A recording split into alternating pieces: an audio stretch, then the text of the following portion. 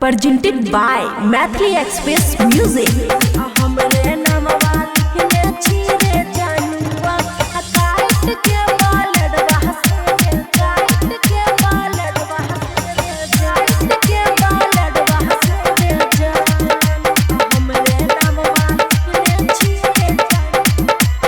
खुशी recording studio Baluaha. तोरा नहीं भूले बारे छौरा अपासल छी कर जब हमें रे जान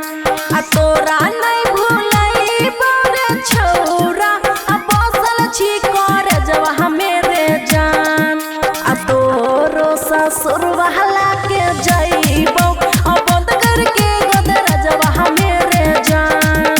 आ हमरे नामवा लिखने छी रे जनुआ आ काट के बालडवा से रे जान डीजे गुड मधुबनी काट के बालडवा से रे जान आ हमरे नामवा लिखने छी रे जनुआ आ काट के बालडवा से रे जान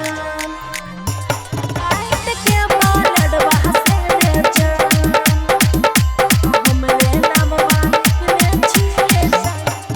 हाँ तोरा बिना रे बाबू सोना के कहते के हाथो घरी हमरा अखिया में रहते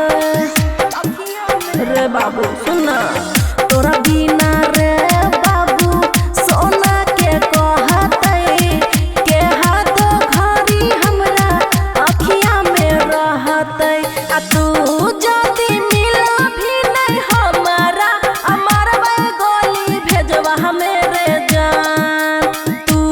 जदी मिल भी नहीं हमारा अमर गोली भेजवा हमें रे जान आ तोरो ससुर वाला के जइबो आ बंद करके गदर जवा हमें रे जान हमरे नामवा लिखने छी रे जनुआ आ काट के बालडवा से रे जान डीजे गुड मधुबनी काट के बालडवा से रे जान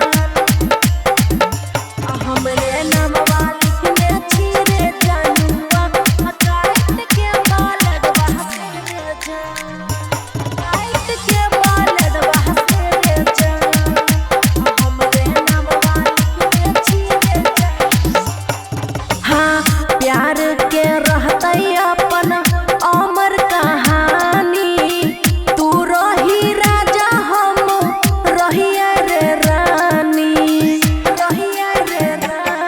रे प्यार के रहते अपन अमर कहानी तू रही राजा हम रहिए रे रानी